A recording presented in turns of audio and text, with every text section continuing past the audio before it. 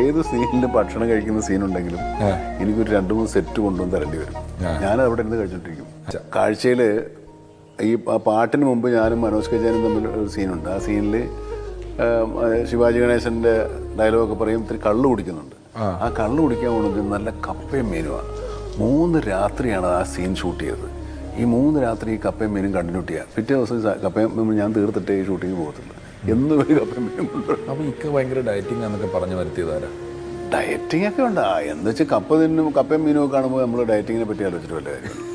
അതനുസരിച്ചിട്ട് പിന്നെ 2 ദിവസം വേണമെങ്കിൽ വേറെ മറ്റേ ചോറോ ഒന്നും കഴിക്കാതിരിക്കാം.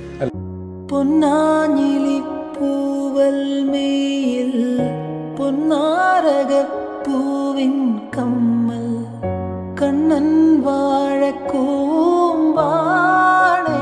അലുക്കു തീർക്കാൻ മുല്ലപ്പന്തലിട്ട് പടരാൻ തൈമാവ് മുന്നിലെന്നും വെച്ച് വിളമ്പാൻ ചെമ്പാവ് പിന്നെ കരുമടിക്കിട തൻ്റെ നീരാട്ട് തെക്ക് തെക്ക് തെക്കേ പാടം മുത്ത് മുത്ത് മുണ്ടോൻ പാടം തൊട്ട് തൊട്ട് തൊട്ടേ വായോ ഇളം തെൻ